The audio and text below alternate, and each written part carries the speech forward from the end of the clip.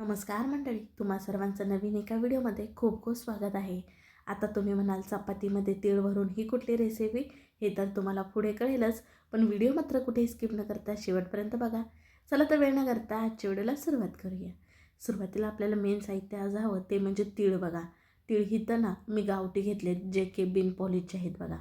अगदी तुम्हाला पॉलिशचे मिळाले तरीसुद्धा चालेल, पण हे जे बिना पॉलिशचे असतात ना ते चवीला फार छान असतात बरं का. आता हे तीळ का नाही आपण हलके भाजून घेणार आहोत, छान तडतड उडूसपर्यंत. आता बघा थंडी सुरू आहे, मग थंडीमध्ये का नाही तिळाचं आवर्जून सेवन केलं पाहिजे. आता बघा लवकरच संक्रांत येत आहे. मग संक्रांत म्हटलं की आपण सगळे तिळापासून बनणारे पदार्थ करतो बघा, जसं की तिळाची वडी, तिळगुळ किंवा तिळपापडी. तर ह्याच्या अगोदर ना मी तिळाची वडी किंवा तिळाची बर्फी म्हणू शकता ह्याचा व्हिडिओ मी अपलोड केला. तर तुम्ही पाहिला नसेल तर पाहून घ्या, त्याची मी लिंक डिस्क्रिप्शन बॉक्समध्ये देईलच. बघा तीळ ही तर तुम्हाला उडायला लागलेले दिसले असतील. मग आता ना खाली आपण एका ताटामध्ये काढून घेऊयात आणि थंड करून घेऊयात. तिळाला रंगसुद्धा छान आला आहे बघा. मंद आचेवरती हे तीळ भाजून घ्यायचे बरं का. आता हे तीळ थंड होतात तोपर्यंत आपण बाजूला ठेवूयात आणि इथं कणिक मळून घेऊयात. त्याच्यासाठी एक भांडे घेतलं आहे आणि घरामध्ये आपण नेहमी चपातीसाठी वापरतो बघा, तेच गव्हाचं पीठ घेतलेलं आहे 2 वाटी इतकं. आता ह्याच्यामध्ये चवीसाठी मीठ घालूया साधारण अर्धा चमच इतकं आणि तूप घालणार आहोत. अगदी तेलसुद्धा घालू शकता. 1 चमच इतकंच तूप घातलेलं आहे. आता ह्या पिठाला का नाही तूप छान प्रकारे असं चोळून घ्यायचं आहे. गव्हाचं पीठ चाळूनच घ्यायचं आहे बरं का. आता काय करायचं आपल्याला थोडं थोडं पाणी घालून ना ही कणिक मळून घ्यायची आहे. जसं चपातीसाठी मळतो अगदी तसं नाही बरं का. अगदी आपण पुरणपोळीला कसं मळतो तसं पीठ मळून घ्यायचं आहे. तुम्हाला बघा आपण आत्तापर्यंत कुठली रेसिपी करत आहोत हे नव्हतं सांगितलं, पण थोडक्यात अंदाज आलाच असेल. तर आज आपण करत आहोत तिळगुळ पोळी बरं का. आता बघा संक्रांत येते का नाही, मग संक्रांत स्पेशल आज आपण ना तिळपोळी करत आहोत. त्याच्यासाठी तीळ भाजून ठेवलेत आणि जसं पुरणपोळीसाठी पीठ मळतो अगदी तसं छान मर्दून मर्दून मऊसूत हे पीठ मळून घेणार आहोत, म्हणजेच की कणिक. मी नाही तर 1 कप गव्हाचं पीठ, 1 कप मैदा घेऊ शकता किंवा अगदी मैदा वापरला तरीसुद्धा चालेल, पण गव्हाच्या पिठामुळे ना चव छान येते बघा. आता वरून थोडंसं तूप घालून ना पुन्हा हे पीठ जे आहे ते मर्दून मर्दून घेतलेलं आहे. म्हणजे जे आपल्या पोळ्या आहेत ना ते छान टम्म फुलतात आणि ना बिलकुलसुद्धा बघा फुटत नाहीत. त्यामुळे का नाही कणिक जितकी तुम्हाला छान प्रकारे मळता येते तितकी छान मळून घ्यायची. आता कणिक आपली इथं मळून झाली की याच्यावरती झाकण ठेवून एक 10 ते 15 मिनटं आपल्याला भिजत ठेवायचे आहे, कारण कणिक आवर्जून भिजली पाहिजे बरं का. तोपर्यंत बघा जे तीळ भाजून ठेवले होते ते छान प्रकारे थंड झालेत. थंड झाल्यानंतरच तीळ मिक्सर जारमध्ये काढून ना आपण वाटून घेणार आहोत.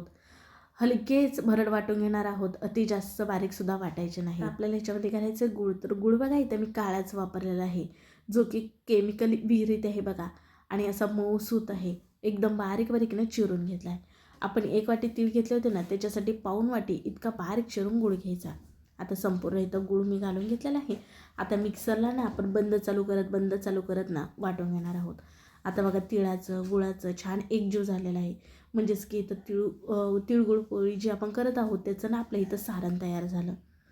अगदी छान मस्त झालं आहे दोन्हीचा एकजीव बघा. अगदी तुम्हाला ह्याच्यामध्ये शेंगदाणे घालायचे असतील ना तरीसुद्धा घालू शकता, म्हणजे शेंगदाणे छान खरपूस भाजून त्याच्यावरचे सालं काढून त्याचा कूट इथं वापरू शकता. म्हणजे तीळ, शेंगदाणे आणि गूळ ह्या तिन्हींचा एकजीव करून घ्यायचा आहे. पण ह्याच्या अगोदर ना मी शेंगदाण्याच्यासुद्धा पोळ्या दाखवल्यात, ह्याचा व्हिडिओ आपल्या चॅनलवरती अपलोड आहेतच. आता हे सारणामध्ये बघा थोडंसंच मीठ घातलेलं आहे आणि फ्लेवर छान यावा ह्याच्यासाठी अर्धा चमच वेलची पूड घातलेली आहे. सर्वांचा छान हाताने असा एकजीव करून घेतला बघा, म्हणजे मस्त आपलं सारण तयार इथं होईल. आता हे सारणाचे तुम्ही छोटे छोटे असे उंडे करून घेतलात ना तरीसुद्धा चालेल, म्हणजेच की कणिकेच्या मध्ये भरण्यासाठी. चला आता आपलं तोपर्यंत का नाही गव्हाची कणिकसुद्धा छान प्रकारे भिजले, इथं आपलं सारणसुद्धा तयार झालेलं आहे बघा. तो कणिक इथं तुम्हाला भिजलेली दिसत असेल. आणखी थोडीशी इथं पोळी वाट्यावरती ना मी मर्दून घेतली आणि जसा पुरणपोळीसाठी उंडा करतो का नाही अगदी तसाच करून घ्यायचा आहे. पण तुम्हाला पीठ चांगल्या प्रकारे भिजवून घ्यायचं आहे बघा. पीठ बघूनच तुम्हाला समजत असेल की ते छान भिजलेलं आहे. अगदी कुठलीही पोळी करायची असली तर तुम्हाला कणिक ही चांगल्या प्रकारे भिजवून घ्यायची आहे, तरच तुमच्या पोळ्या ह्या बिलकुलसुद्धा फुटत नाहीत, शिवाय टम्म फुगणार आहे आणि मऊ लुसलुशीत अशा होतात. तशी तर ही गुळपोळी असल्यामुळे ना थोडीशी कडक होते, पण ती पोळी ना कडकच खायला छान लागते बरं का. अगदी आपली पुरणपोळीसारखी तितकीशी मऊ होत नाही बघा, कारण ह्याच्यामध्ये गूळ असतो का नाही म्हणून. छोटासाच ना गव्हाच्या पिठाचा गोळा घेऊन जसं आपण मोदक करण्यासाठी पारी करतो बघा, अगदी तशी पारी करून घेतले आणि त्याच्यामध्ये भरपूर सारण भरले बघा. तर तुम्ही इथं बघितलंच आणि छान प्रकारे उन्हानं आता आपल्याला पॅक करून घ्यायचं आहे. आता आपण गव्हाच्या पिठामध्ये ना हा घोळून ह्याची आपण पोळी लाटून घेणार आहोत बरं का.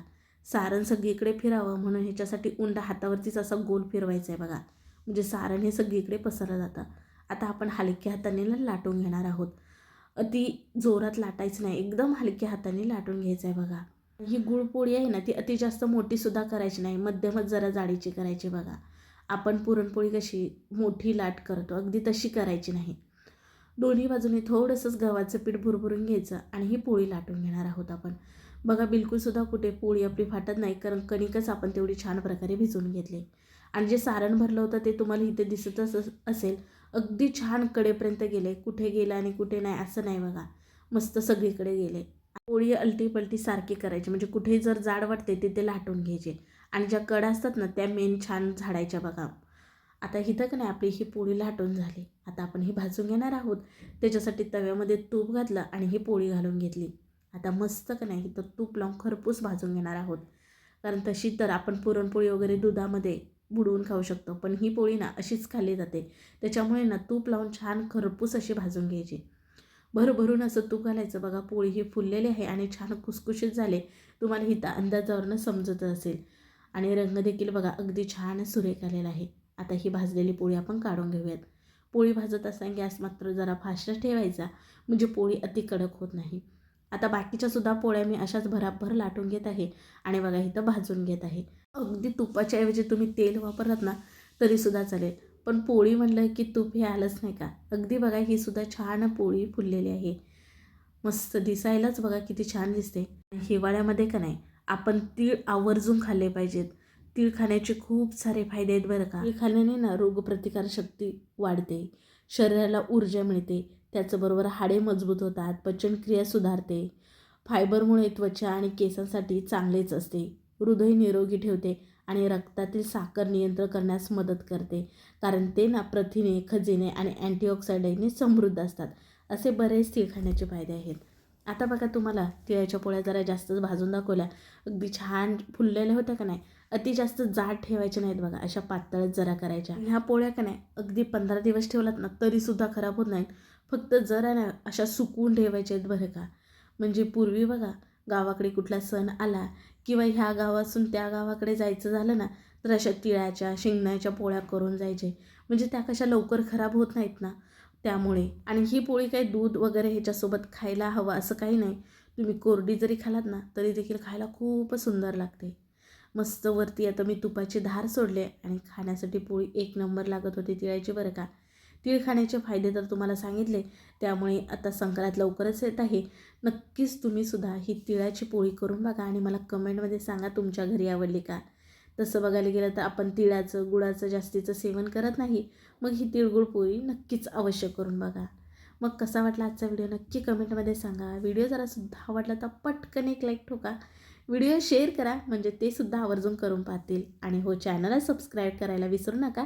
चला पुन्हा भेटू अशा नवीन एका रेसिपीमध्ये.